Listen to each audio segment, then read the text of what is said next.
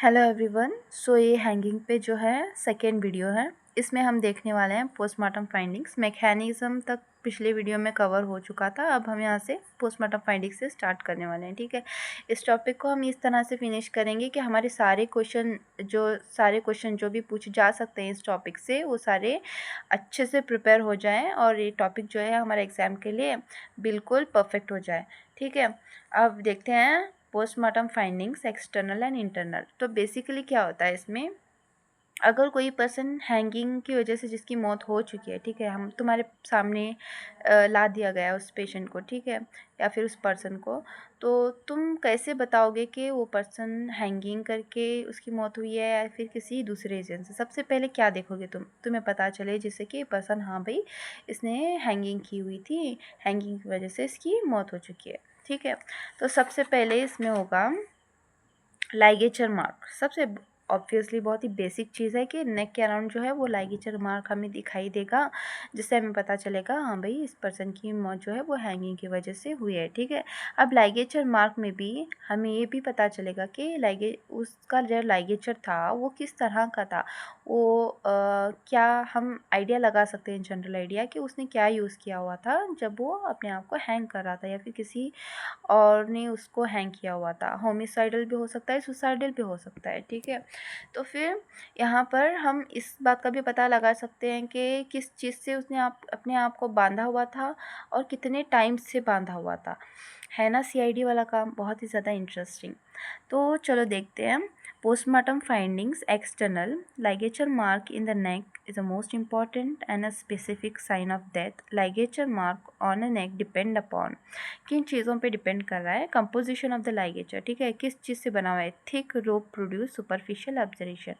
अभी थिक रोप है, कोई सा भी रोप मतलब रस्सी से उसने अपने आप को बांधा है, तो क्या हुआ? सुपरफिशियल एब्रेजन प्रोड्यूस करेगा, वो डीप नहीं जाएगा टिश्यूज़ के अंदर। ठीक है, विड्थ एंड मल्टीप्लिसिटी, ठीक है, नैरो लाइगेचर क्या करेगा? डीप ग्रूव प्रोड्यूस करेगा, और ब्रॉड लाइगेचर क्या करेगा? सुपरफिशियल मार्क प्रोड्यूस करेगा। If the ligature is passed twice, suppose अगर तुम क्या कर रहे हो, 2 बार गले को एन सर्कल कर रहे हो, ठीक है, गले को बांध रहे हो, तो क्या होगा? पहला वाला सर्कल जो होगा वो कंप्लीट होगा, दूसरा वाला क्या होगा? इनकम्प्लीट होगा। देखो ऐसे इस तरह से।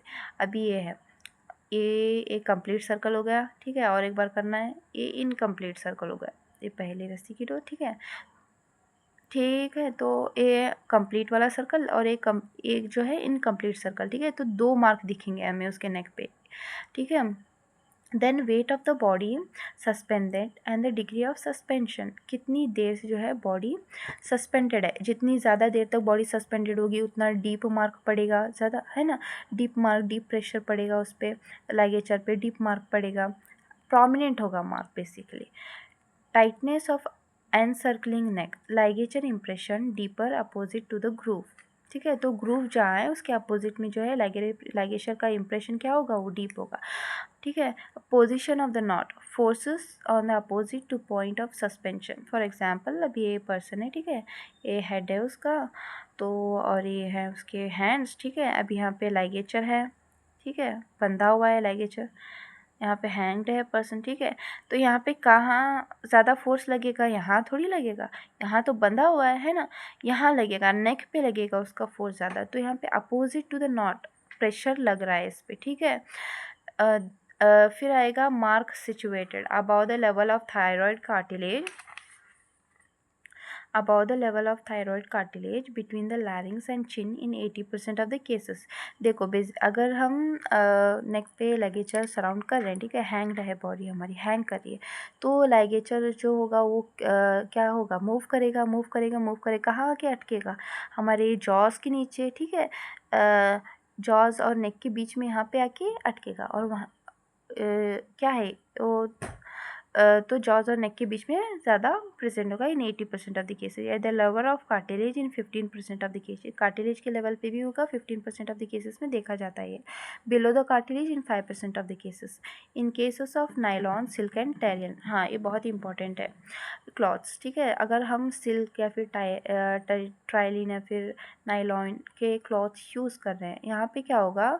हम क्या देख रहे हैं यहाँ पे कि बॉडी किस चीज़ से उसने अपने आप को सस्पेंड किया, तो यहाँ पे बहुत बहुत ज़्यादा वेरिएशन देखने को मिलेगा कि साइज़ ऑफ द लाइगेचर और मार्क ऑफ द लाइगेचर में बहुत ज़्यादा जो है हमें वेरिएशन देखने को मिलेगा। क्यों मिलेगा? क्योंकि ये जो नायलॉन, सिल्क और ट्राइलिन के क्लॉथ्स होते हैं ना, सपोज़ ये एक वेल है, ठीक है, एक दुपट्टा है, ठीक है।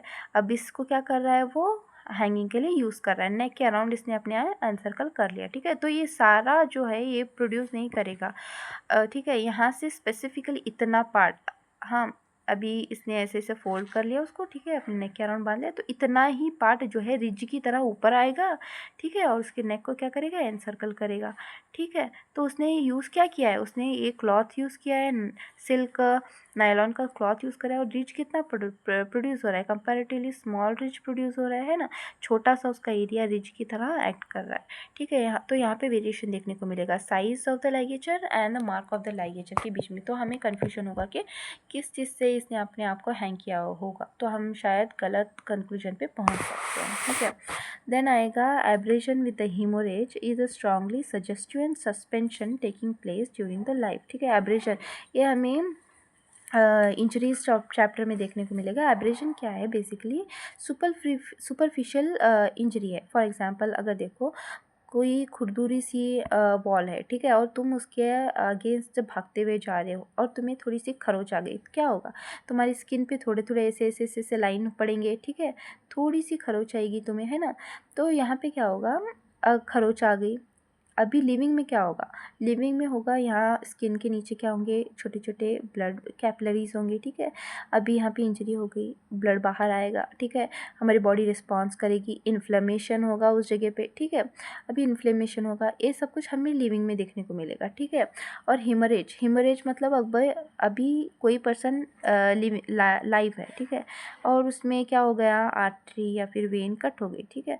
तो वहाँ से क्या होगा, अगर कोई बहती हुई पाइप, पानी की पाइप है, ठीक है, उसमें थोड़ी सी कट लग जाए तो क्या होगा, उसमें से पानी लीक हो जाएगा, है ना। कि कैसे लीक हो जाए, बह रहा है पानी, फोर्सफुली बह रहा है अंदर, और पानी कैसे आएगा, ऊज होगा, ज़ोर से फोर्स से बाहर आएगा, है ना। तो हिमोरेज होगा लिविंग पर्सन में। लेकिन अगर हम डेड में देखें तो हिमोरेज नहीं होगा, लीक होगा, ब्लड बेसिकली लीक होगा, वो भी किसकी वजह से, वो होगा ग्रेविटेशन की वजह से, और बहुत कम अमाउंट ऑफ ब्लड आएगा यहाँ पे। और एब्रेजन की साइंस नहीं दिखे, हीलिंग की साइंस नहीं दिखेंगे हमें।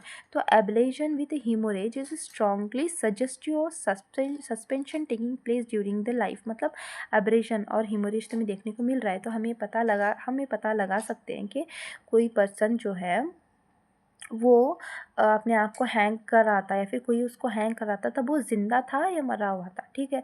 ऐसा भी हो सकता है कि किसी ने क्या किया हो, मार दिया हो पहले, फिर उसको हैंग कर दिया हो, ठीक है। तो हमें इससे पता चलेगा कि पर्सन जो है जब उसके नेक को एनसर्कल कर रहा था लाइगेचर से, या फिर सस्पेंड कर रहा था अपनी बॉडी को हैंगिंग के लिए, तो फिर तब वो ज़िंदा था या मरा हुआ था, है ना। बहुत इंटरेस्टिंग सी बात। फिर आता है incomplete hanging, asphyxial process is slow, face become dusky purple congested and often swollen, ठीक है। इनकम्प्लीट हैंगिंग में क्या हो रहा है कि सिर्फ चेस्ट और हेड जो है ऑफ द ग्राउंड है, बाकी kneeling down lying down position में बॉडी है, और सिर्फ कंपैरेटिवली स्मॉल फोर्स जो है लाइगेचर पे लग रहा है यहाँ पे, ठीक है। अब क्या होगा यहाँ पे, एस्फिक्सियल प्रोसेस स्लो होगा, क्यों होगा, क्योंकि जो फोर्स लग रहा है वो स्लो लग रहा है, स्लोली सिंक कर रहा है लाइगेचर टिश्यूज़ पे, स्लोली फोर्स जो है बढ़ रहा है नेक पे। तो इस वजह से क्या होगा, एस्फिक्सियल प्रोसेस क्या होगा, स्लो होगा, स्लोली फेस डस्की होगा, पर्पल होगा, कंजस्टेड एंड स्वलन लगेगा, ठीक है। क्यों स्वलन लगेगा, क्योंकि देखो आर्टरीज वगैरह ब्लॉक हो गई, एक्यूमुलेशन ऑफ ब्लड हो गया हेड में, है ना, तो स्वलन होगा फेस, है ना। नेक्स्ट आएगा एक्सपेक्सियल साइंस, ये भी एक्सटर्नल में ही आता है, ठीक है। इस पर सेपरेट क्वेश्चन भी बन सकता है, ज़्यादातर नहीं पूछा जाता लेकिन पूछा जाता है। एस्पेक्सियल साइंस क्या होगा, more marked when knot was placed high up on the throat. Knot मतलब होगा कि लूप को बोलते हैं नोज, ठीक है। नोज कहाँ है, वो लूप कहाँ है, थ्रोट में, हाई हाई हाई लेवल पे है थ्रोट पे, तो मोर मार्क्ड होंगे एस्फेक्सियल साइंस, हाँ। फिर slow asphyxia is exception in hanging way to occur when the point of suspension is lower one, ठीक है। स्लो एस्पेक्सिया होगा इन केस ऑफ हैंगिंग जो है वो लो पोजीशन पे हो, फॉर एग्जांपल इनकम्प्लीट हैंगिंग हो, तब क्या होगा, एस्पेक्सिया के साइंस क्या होंगे, वो स्लो होंगे, ठीक है। फिर हमें देखने को मिलेगा cyanosis, protrusion of tongue, congestion of face, ये सब कुछ हमें एस्पेक्सिया के साइंस में देखने को मिलेगा, ठीक है। फिर आता है अदर साइंस में, अदर साइंस में आएगा फेस बिकम्स पेल, ठीक है। Postmortem lividity seen in the lower limb of the upper body is pail.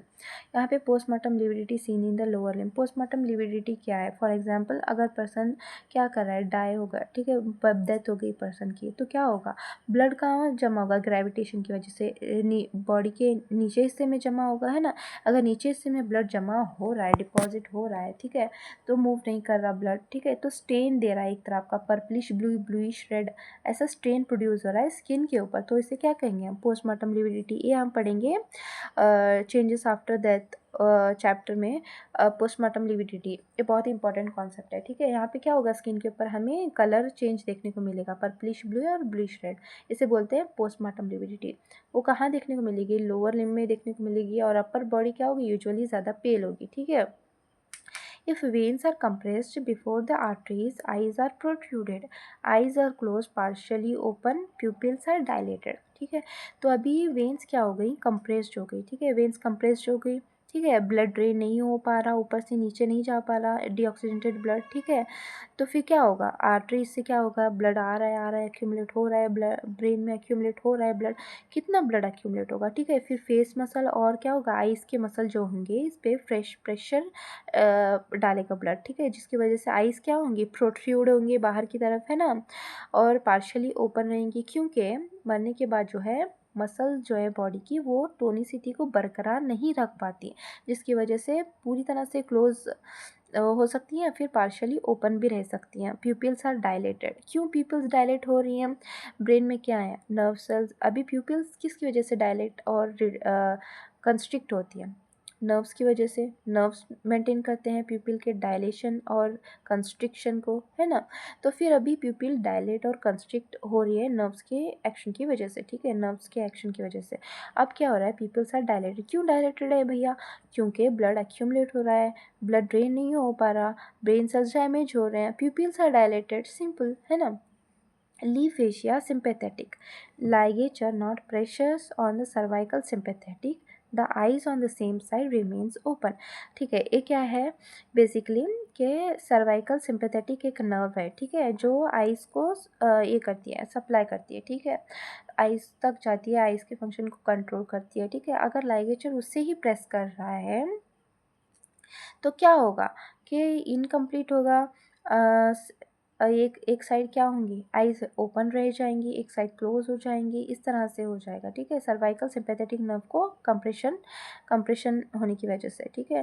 Tongue swollen, tip project between the lips, ठीक है, ये वाला पॉइंट, ठीक है। इसमें क्या हो रहा है, टंग स्वलन, क्यों भाई टंग क्यों स्वलन है ना, अक्यूमुलेट हो रहा है अंदर ब्लड, ठीक है, ब्लड अक्यूमुलेट हो रहा है, टंग में भी क्या हो रहा है, अक्यूमुलेट हो रहा है ब्लड, तो टंग स्वलन हो गई, ठीक है, और स्वलन हो गई, और बिटवीन द लिप्स क्या कर रही है, प्रोजेक्ट आउट कर रही है, ठीक है, क्योंकि मसल क्या है उतना ये नहीं है अभी। फिर आता है saliva found dribbling from the angle of mouth, ठीक है, saliva found dribbling on the angle of mouth, ठीक है। तो फिर जो लाइगेचर जो है वो क्या कर रहा है, सलाइवरी ग्लैंड को कंप्रेस कर रहा है, ठीक है, सलाइवरी ग्लैंड को कंप्रेस कर रहा है, इरिटेट कर रहा है, क्या करेगा, सलाइवरी ग्लैंड ज़्यादा सलाइवा प्रोड्यूस करेगा। अब सलाइवा प्रोड्यूस कर रहा है सलाइवरी ग्लैंड, ठीक है, अभी जो है बॉडी जो है वर्टिकली हैंग्ड है, ठीक है, सलाइवा प्रोड्यूस कर रहा है, क्या हो रहा है, उसे एंगल्फ करना मुश्किल है बॉडी के लिए, क्योंकि ऑलरेडी हैंग्ड है, कंस्ट्रिक्शन है नेक पे, है ना। तो फिर क्या होगा, सलाइवा बाहर आएगा, सलाइवा बाहर आएगा तो ग्रेविटेशन की वजह से क्या होगा, वर्टिकली हैंग्ड है बॉडी, नीचे की तरफ आएगा, dribbling of saliva from the angle of mouth से क्या होगा, ड्रिपल होगा सलाइवा। तो इस तरह से क्या होगा, पोस्टमार्टम में एक्सटर्नल चेंजेस हमें देखने को मिलेंगे। फिर आएगा hands are clenched in cases of spasm, cadaveric spasm, इसे हम पढ़ेंगे पोस्ट आफ्टर डेथ चेंजेस में, ठीक है। फिर इसमें क्या होगा, कैडावरिटिक स्पैज़म, ये क्या होगा, इमोशनल रिस्पॉन्स या फिर एक्सेसिव एक्साइटमेंट की वजह से पर्टिकुलर और group of single group of muscle get contracted, और वो कॉन्ट्रैक्शन क्या होगा, जितना भी फोर्सफुली तुम खोलने की कोशिश करो, अगर किसी ने कैडावरिटिक स्पैज़म हाथों में हुआ है किसी को, ठीक है, और तुम जितना भी फोर्स लगा लो वो जल्दी से नहीं खुलेगा। राइगर मोर्टिस खुल जाएगा लेकिन कैडावरिटिक स्पैज़म जो है वो नहीं खुलेगा, बहुत टाइटली बंधा हुआ होगा हैंड, ठीक है, उस टाइम पे होगा। या फिर राइगर मोर्टिस क्या होगा, stiffening of the body muscle contract करेंगी, ये बेसिकली 30 मिनट से 2 आवर्स तो फिर राइगर मोर्टिस जो है डेथ के बाद जो है अपीयर होना स्टार्ट हो जाएगा, उसका पर्टिकुलर टाइम पीरियड है, ठीक है, तो उस उतने टाइम तक जो है राइगर मोर्टिस स्टार्ट हो जाएगा अपीयर होना, ठीक है। यहाँ पे क्या होगा, बॉडी स्टिफ होगी, हैंड्स क्लेंच्ड होंगे, ठीक है, हैंड्स भी क्लेंच्ड होंगे। देन आएगा पीनिस एंगॉर्जमेंट, सीमन में found at the tip of penis, ठीक है। यहाँ पे पेनिस एंगॉर्जमेंट क्यों हो रहा है, पेनिस एंगॉर्जमेंट, देखो हार्ट फंक्शन नहीं कर रहा, बॉडी ऑलवेज ही पर्सन की डेथ हो रही है, तो क्या होगा, मसल क्या होंगे, रिलैक्स होंगे, ठीक है, एंगॉर्ज होंगे, उसमें ब्लड फिल होगा। सीमन में भी found at the tip of penis, urine faeces escape due to relaxation of the sphincter, जो सीमन है, यूरिन है, फीसिस है, वो एस्केप हो रहा है, क्यों हो रहा है, relaxation of the sphincter, sphincter पे कंट्रोल नहीं है भाई, बॉडी की क्या हो, बॉडी अपना कंट्रोल खो रही है, ठीक है। देन आएगा इंटरनल साइंस पे, ठीक है। इंटरनल साइंस में सबसे पहले होगा tissue under mark is dry white glistening with occasional ecchymosis in adjacent muscle, जो टिश्यू है वो अंडर मार्क, का भी लाइगेचर रिमूव करेंगे तो उसके नीचे जो कंप्रेस कर रहा है था लाइगेचर, नेक पे जो टिश्यू को कंप्रेस कर रहा था वो कैसे लगेगा, dry white glistening with occasional ecchymosis, ऐसा हमें दिखाई देगा वो, ठीक है। देन इंटरनल चेंजेस की बात करें यहाँ पे, ठीक है, तो platysma and sternomastoid ruptures in 5 to 10% of the cases, ठीक है। प्लेटिस्मा जो है एक मसल है जो कि हमारे चिन के नीचे से, हाँ, समझ लो junction of the mouth and floor के नीचे से स्टार्ट होती है, ठीक है, और एक्सटेंड होती है अप टू दी चेस्ट तक, यहाँ पे चेस्ट नहीं शोल्डर्स तक समझ लो, यहाँ पे होता है प्लेटिस्मा मसल, ठीक है। स्टर्नोक्लीडोमेस्टॉइड एज नेम सजेस्ट क्या कर रहे हैं हम, मेस्टोइड प्रोसेस से क्या हो रहा है, स्टर्नम और क्लाविकल तक एक्सटेंड कर रहा है, यहाँ पे ऐसे दिखा रही हूँ ना मैं, ये है स्टर्नोक्लीडोमेस्टॉइड मसल और ये है प्लेटिस्मा मसल, ठीक है। तो ये क्या होगा, रप्चर होगा, क्यों रप्चर होगा, क्योंकि लाइगेचर फोर्स पड़ रहा है, लाइगेचर का फोर्स पड़ रहा है इन मसल्स पे, तो ये मसल्स क्या होंगे, ऐसे रप्चर होंगी, ठीक है, ये लाइगेचर है, समझ लो तुम, ठीक है। Haemorrhage in a strap muscle in 25% of the cases, तो haemorrhage in the strap muscle basically group of muscle हैं जो कि कहाँ होंगी, नेक में प्रेजेंट होंगी, और कहाँ होंगी, बिलो द थायराइड कार्टिलेज होंगी और हाइवाइड बोन होंगी, और थायराइड कार्टिलेज को क्या कर रही होंगी, एनसर्कल कर रही होंगी, ठीक है, उसके आसपास रहेंगी, तो इन्हें बोलेंगे स्ट्रैप मसल, ठीक है। ये मसल प्रेजेंट होती है नेक में, तो उनमें 25% ऑफ द केसेस में क्या होता है, हेमोरेज देखने को मिलता है, ठीक है। Intima of the carotid artery show split, इसका मतलब क्या है कि अगर प्रेशर लग रहा है कैरोटिड आर्टरी पे, ठीक है, उसमें हमने सेरिब्रल एनीमिया में देखा हुआ था, कैरोटिड आर्टरी पे क्या हो रहा है, प्रेशर लग रहा है, कितना प्रेशर लगना चाहिए कैरोटिड आर्टरी को ब्लॉक करने के लिए, 4 to 5 किलोग्राम का प्रेशर जो है कैरोटिड आर्टरी पे लगना चाहिए, अगर कैरोटिड आर्टरी ब्लॉक होनी चाहिए तो, ठीक है ना। Intima of carotid artery show split, अभी प्रेशर लग रहा है कैरोटिड आर्टरी को, तो कई बार क्या होता है, कैरोटिड आर्टरी में क्या होता है, स्प्लिट देखने को मिल जाता है हमें, ठीक है। फिर आता है पेटिचल हेमरेज में be found in the epiglottis, लैरिंग्स and trachea, ठीक है। अब देखो कंप्रेशन नेक हो रहा है, ठीक है, तो एपिग्लॉटिस, लैरिंग्स और ट्रैकिया में क्यों हमें पेटिचल हेमरेज देखने को मिल रहे हैं, ठीक है। तो बेसिकली क्या हो रहा है कि नेक कंप्रेस हो रही है, जुगुलर वेन कंप्रेस हो रही है, ब्लड भरा जा रहा है, ब्रेन में ड्रेनेज नहीं हो पा रहा ब्लड का, जुगुलर वेन ब्लॉक्ड है, ठीक है, भरा जा रहा है, भरा जा रहा है, जो नीचे के कैपिलरीज हैं उन पे भी तो प्रेशर पड़ रहा है, ठीक है। एपिग्लॉटिस के कैपिलरीज हो गए, लंग्स के, ट्रैकिया के कैपिलरीज क्या हो गया, प्रेशर की वजह से क्या हो गया, बर्स्ट हो गया, बर्स्ट होने की वजह से स्मॉल हमें पेटिचल हेमरेज देखने को मिलेंगे, ठीक है।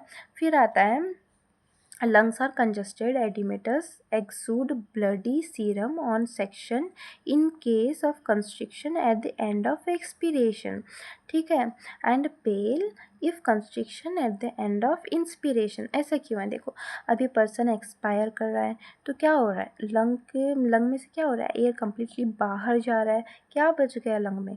लंग वॉल्यूम बच गया, ठीक है। लंग वॉल्यूम उसमें आ गया, क्या हो गया, ब्लड आ रहे हैं, ब्लड कैपिलरीज आ रहे हैं, ब्लड वेसल्स आ रहे हैं, उसमें क्या है, ब्लड भरा हुआ है, ठीक है। अगर एक्सपीरेशन के वक्त पर्सन की मौत हो गई ना, तो हमें कैसा दिखेगा, लंग ऑन सेक्शन करने के बाद क्या होगा, फोम क्या होगा, ब्लड स्टफ्ड दिखेगा, यहाँ पे एडिमेटस दिखेगा, कंजस्टेड दिखेगा लंग, ठीक है, ब्लडी दिखेगा, तो ऐसा दिखेगा, ठीक है। और अगर इंस्पायर कर रहा है, इंस्पायर कर रहा है तो क्या होगा, एयर जो है लंग में भरेगी, ठीक है, लंग्स में भर जाएगी। फिर अगर एयर भर गई तो क्या करेगी, वो कंप्रेस करेगी, किनको, वहाँ के वेसल्स को कंप्रेस करेगी। वेसल्स को कंप्रेस करने के बाद लंग कैसा लगेगा, हमें से बाहर निकालने के बाद पोस्टमार्टम के बाद पेल लगेगा, ठीक है। तो हमें पता चल जाएगा कि जब पर्सन की डेथ हुई थी तब वो पर्सन इंस्पिरेशन कर रहा था या एक्सपीरेशन कर रहा था। फिर आएगा abdominal organs are usually congested. देखो भाई, हार्ट तो काम कर नहीं रहा, ठीक है ना, हार्ट पे प्रेशर पड़ रहा है, body is about to die, the person is about to die, ठीक है। तो जो भी ऑर्गन्स है जिनमें ब्लड जा रहा था, ठीक है, वो स्टफ़ हो जाएंगे, उसमें क्या हो जाएगी, प्रॉपर सर्कुलेशन नहीं होगी, तो ब्लड क्या होगा, स्टफ़ होगा ऑर्गन्स में, तो कंजस्टेड लगेंगे ऑर्गन सारे, ठीक है। सब arachnoid effusions are common. Sub arachnoid क्या है, ब्रेन के कवरिंग्स हैं, ठीक है। ब्रेन के कवरिंग्स तो पता ही होंगे, तुम्हें पढ़ी होगी एनाटॉमी फर्स्ट ईयर में, है ना। तो पैरामीटर ड्यूरामीटर के बीच में सब अरेक्नॉइड मैटर होगा, ठीक है। अभी क्या होगा, जुगुलर वेन या फिर कैरोटिड वेन के कंप्रेशन की वजह से ब्लड एक्यूमुलेशन हो जाएगा ब्रेन में, ठीक है। ब्लड एक्यूमुलेट हो गया, क्या करेगा, क्या होगा, रप्चर हो जाएंगी, और कहाँ पे आएगा वो सारा fluid, effusion, sub arachnoid space में आ गया, ठीक है। Effusions are common, sub arachnoid effusions are common. Then lastly internal changes में हमें देखने को मिलेगा फ्रैक्चर ऑफ हाइड्रॉइड बोन एंड थायराइड कार्टिलेज, ठीक है। Fractures are rare below the 40 years because of the elasticity of the cartilage and mobility of joint, ठीक है। तो अभी hydroid cartilage before the 40 years